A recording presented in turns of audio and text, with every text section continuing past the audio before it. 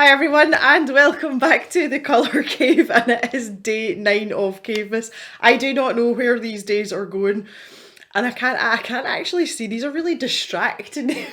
These classes, they're just getting worse and better. I don't know if it's worse or better, but anyway, today's video is officially the longest cave project ever, and I think I do mention that in the footage, but you'll understand why.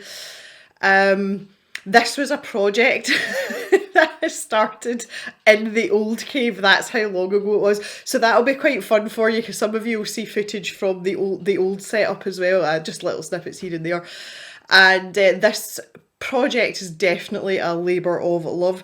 If you're not into 3D pens and this is all new to you, it's going to be a bit of an experience, but I really hope you enjoy this. I actually get a lot of enjoyment out of working with a 3D pen because it's quite methodical, and it's once you've got your structure set up, it's something that you can just chip away at while you've got music on in the background or whatever, and I actually find it really relaxing. So I hope you enjoy this, and I hope that you think the fruits of my labour are worth the very, very long journey. So sit back today, guys, and enjoy this video.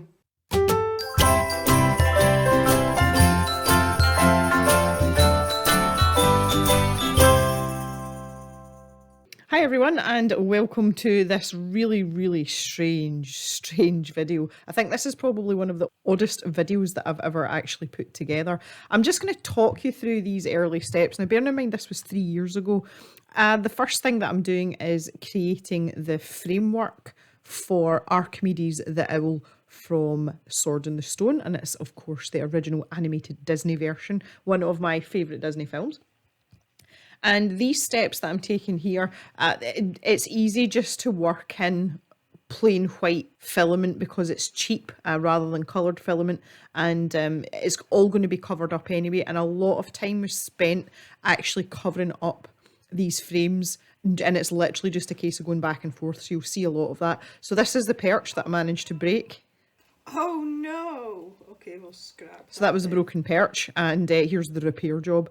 And you do find rather novel ways of doing things, like using your fingers as some sort of support so that you can glue things together.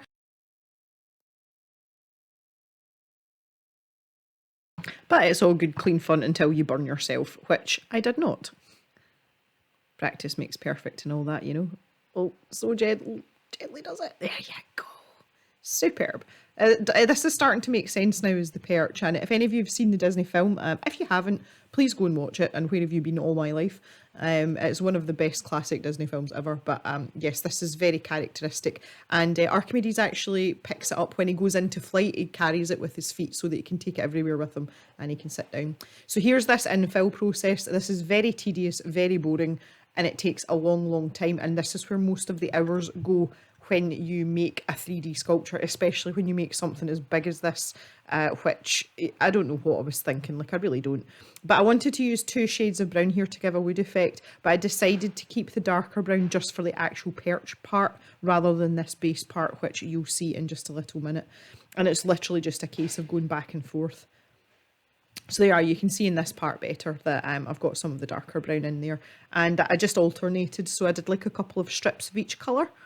And it's easier to do a few lots of one colour because you don't have to load and unload the filament and purge the other colour, because it melts together and it gives you like a weird middle part. So this is me starting the head and the body. This is obviously a different day and that looks remarkably like Archimedes' cheek. I've no idea what this is. Oh, yellow filament. This must be an eye. Don't even know anymore. Yeah, there we go, look. Yes, that's most definitely an eye. Give me a break, guys. This was a long time ago. I'm like sitting here watching this. This is the revelation. Might as well be watching something completely new.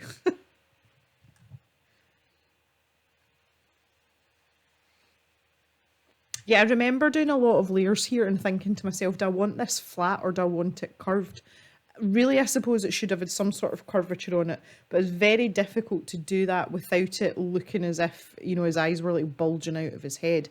And I think I settled on just a couple of layers just to build it up like a tiny little bit. But yeah, you can see there it wasn't anything crazy. It was actually quite subtle. Yep, there we go. There's the eyeball. That's where it's going. Oh, this is chin hair and a beak. So you can see the framework there. The way to make the framework strong is obviously triangles, and there's an awful lot of that going on there. And this is me actually trying to fill in the beak, and this was one of the hardest parts. I think I should have done more with the framework, the actual structure, but it was a very complex shape. And I think under the circumstances, I did quite well. And knowing what I know now, that's one of the parts that I think I would have done differently if I'd been starting it now in 2022. But yeah, because you can see it's kind of sagging in the middle there. You can see that indent, and you want the opposite of that. Oh, this is the other eye. Ta-da! And this part, I remember this as well. I had a little grid there that I made an equilateral triangle on, and that was to give me the basis to do his eyebrow tuft. That's the part that makes him, like, makes his facial expressions. So it was really important that I got this part right, and I wanted it to be nice and even. So by making that triangle with a guide mat, you can actually get them, you know, to make squares and things. By doing that, it just gave me something, you know, accurate to work off of. And I knew it wasn't going to end up, you know, like really wonky or anything. So there we go, and that goes slap bang in the middle. Bam! Just checking it out, see how that goes. And this is actually a structural procedure here as well. And I'm just doing it because it's a smaller piece. I was doing it in the colour that I wanted it to be. I didn't want to have to cover up white because it would end up quite a bulky piece, and it would probably look out of proportion with the rest of the sculpture. I call it a sculpture. Okay, I'll call it a sculpture. Why not? And there it is, completely filled in. You can see it sitting there, and I'm getting to work on the cheek parts, the floofy cheek parts. And again, it's this back and forth, not that exciting. I tried to cut as much of that out of this video as possible because it's really not very entertaining. And this is the same thing with the body part as well. That took a really, really long time. And you can see there I've actually put it into segments. So I've split it like an orange, and then it's just like bite-sized chunks. It's kind of like I do when I'm colouring in, you know, like a colouring book. I take a little section at a time, and it just makes it seem a little bit less daunting. And it also gives you good places to stop as well. Not a good idea to sit and do this for long periods of time, because you're really not supposed to inhale very much of the fumes that come off of this, especially when it's ABS, which we don't use as much anymore. PLA is plant-based, so it's better for the environment, which we tend to use that, and it doesn't smell nearly as bad, unsurprisingly. But you can see me building up the colour there, and the idea is to get to a point where you can't see through to the other side. I've got no idea what I'm doing here. Oh, I think this is a tail. Yeah, this is the tail patch. It's like, what am I doing? My nails are a really pretty colour there as well. Like that. It's good. Yeah, so again, this is just a framework basis. I don't know if I would have done that differently. Having it flat like that's probably the best idea to start with. I don't think there would be like a better way to do it, I don't think. Well, I say that, maybe there would be actually. I'm obviously contemplating it there. I sat there for ages with that, like, yeah, do I really want to do that? Is that such a good idea? And you can see here as well, I'm just pinning the piece down with my finger. Again, that's probably not advisable. The chances of you burning yourself are quite high. These pens go up to temperatures of 200 degrees Celsius. So pretty hot, because obviously it's got to be hot enough to melt the filament. And there were a few occasions there where, you know, it stuck to my skin and you're kind of like, ouch, okay, don't do that again. But same principle here, this making it into triangles to make the structure strong. And when you're doing pieces this size, it's much more manageable. And, you know, you're not taking, you can see there, that didn't take that long to do. Give it a few seconds so that it starts to harden up before you pick it up. And then you can work on strengthening it, and you can add more to it. If you're going to add colour filament, you know, if you're going to start with this white framework and add colour filament, it's up to you. I mean, I tend to use minimal white filament if I'm going to use a lot of different colours over the top of it, again, to keep the bulk down, because if you're going to tack that onto a bigger piece, the more you add to it, the more filament you actually have on this particular piece, then that means the heavier it's going to be. And if you have to attach that to another piece, you have to think about balance as well, particularly with something like this that's on a perch, like actually on a perch. you know, that's going to be problematic more than likely.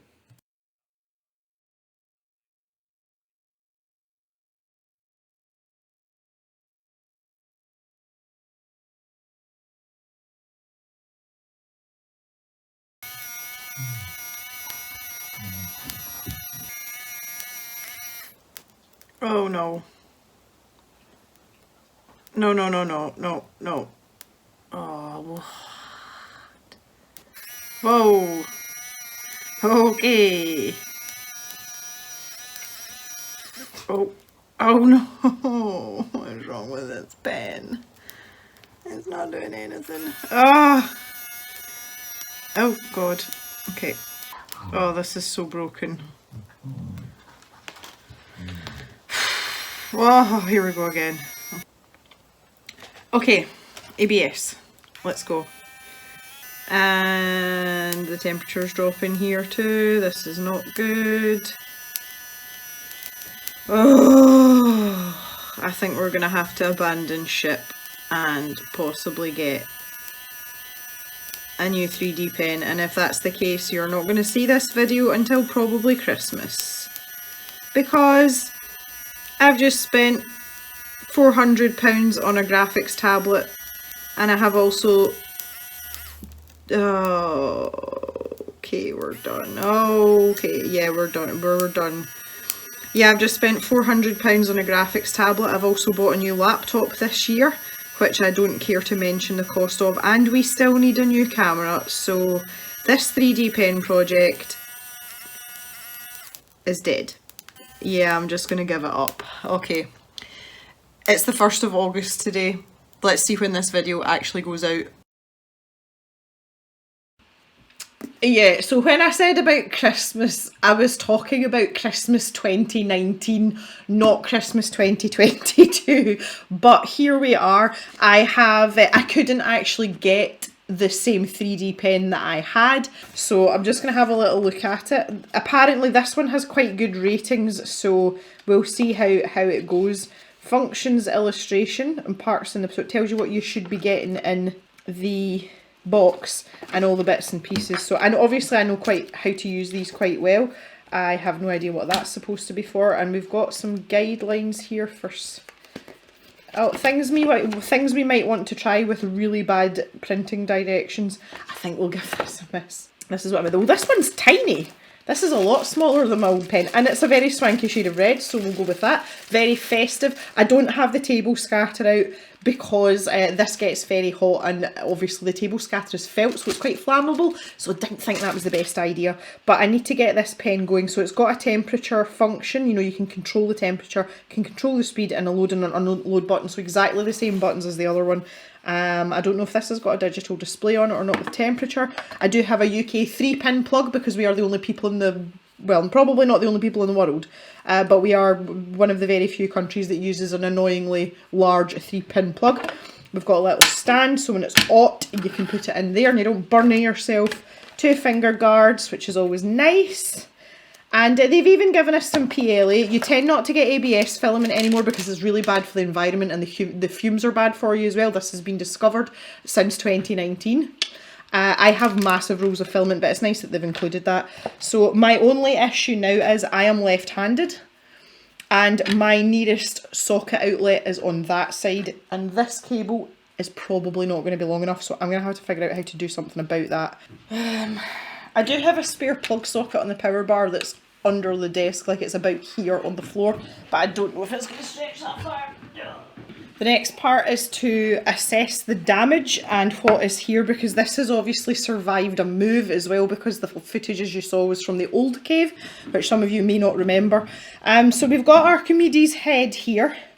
There's a few bits hanging off. Generally I think we're in one piece. That was fairly sturdy. I mean, it was fairly well finished, so that's not bad.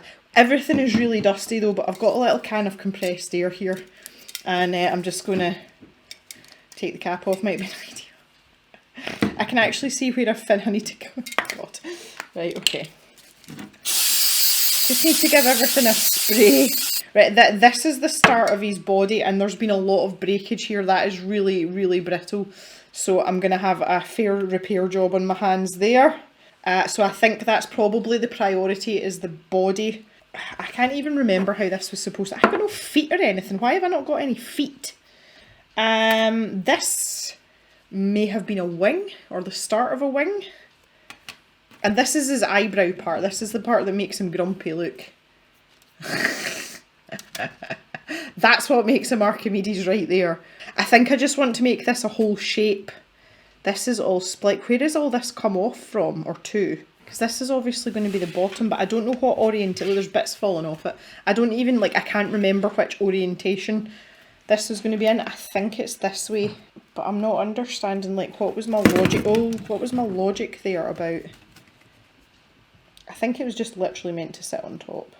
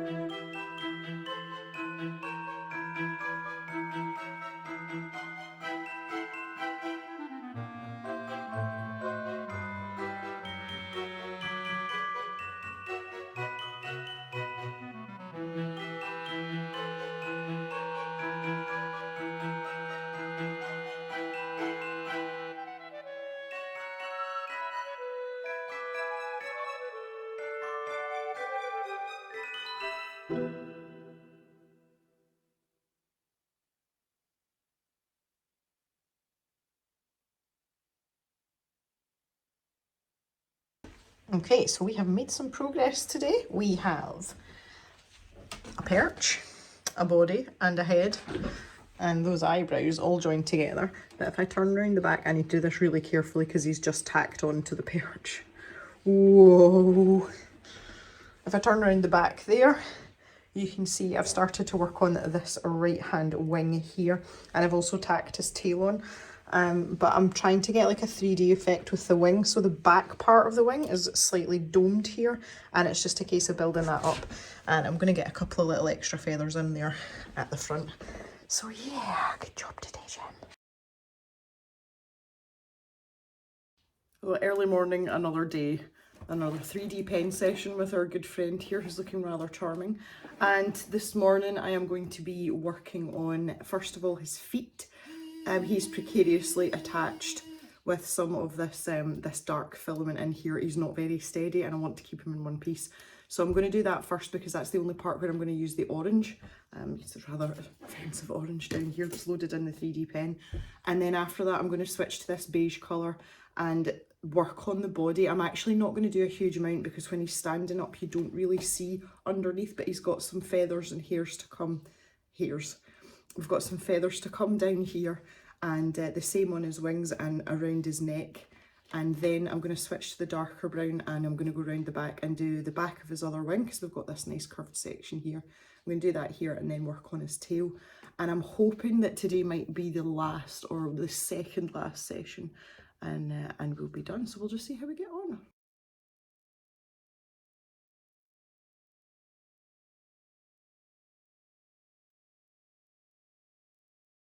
Alrighty, so I think we're on the last leg here. This has been epic. my little GoPro, which is the one you would see the side shot for in some of the previous footage from the old cave, it's not working. I don't know what's wrong with it. So I'm going to have to turn this dude round. And I've added a few texture like areas on his chest, but not many. I don't really want to spend time on that. I've done a little bit more on his kind of like chin fluff here as well. And I've also gone back over his wings on the inside. So I'm kind of done with the beige colour and I'm coming round the back now, and I am going to build this up here, cover up his wing, do the other wing, down the back. So we've still got quite a lot of work to do, but it's all with the one colour, and I'm in this for the win till the end now. And I think he's sturdy enough on his perch now as well that I'm not so concerned about breaking anything. The only thing that's still precarious is his tail, because that's just like the 3D pen equivalent of spot welded on, just a few threads in here. So I can sit him on his face now though, and I can work away at different angles, and we should be okay. So we'll just see how we go. I found the best way to tackle when you're doing large areas with the same filament. I found the best way to do it is just to pick a spot and like work methodically. So for me, I tend to start at the top and work my way to the bottom, or vice versa. I can't feed the filament in until it's up to temperature. So far, I really like this pen. The speed settings seem to be a bit odd. You like 2 is too slow and 3 is too fast. But apart from that, it's doing really well, and I like the fact that it's a slimmer pen, because quite a lot of these pens are quite chunky. The feed mechanism seems to work well as well, and it heats up really quickly, so can't complain. Just have to purge the sort of beige biscuit coloured filament out here. Ew.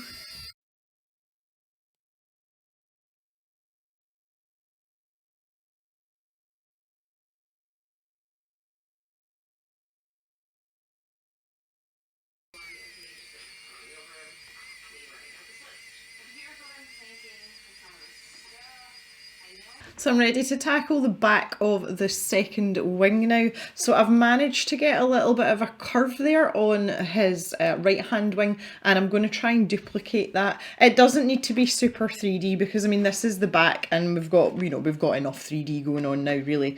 But this is a technique that I learned pretty early on, and I can't really demonstrate it to you, but basically it's like hanging bunting, and you use gravity. So you turn the piece upside down and you attach some filament, and you actually let it overextend so it hangs down. So you get like an apex, and then you bring it round and pin it at the other end. So you've got kind of like an arc, and if you manage to keep your hand steady, that'll harden it and it'll give you a curve. So that's what I'm going to be doing now, even though you're not going to see much because you're going to see this side, because I've got to do it upside down. But I just thought I'd better explain that, and I couldn't remember if I'd explained that in the videos back in 2019. Forgive me, because it was a little while ago. But yeah, it's a really handy technique. And I've used it quite a lot, but it's nice just to give you that extra, little bit of something and keep that nice 3D feel to it. So you can see there, I've got a little bit of a bevel in some of these, and then we can just zigzag and build them up across the way as well. It's pretty straightforward once you get going. And then that gives us a really loose framework to work to, and we can just start building it up. Okay, second wing done, looking good.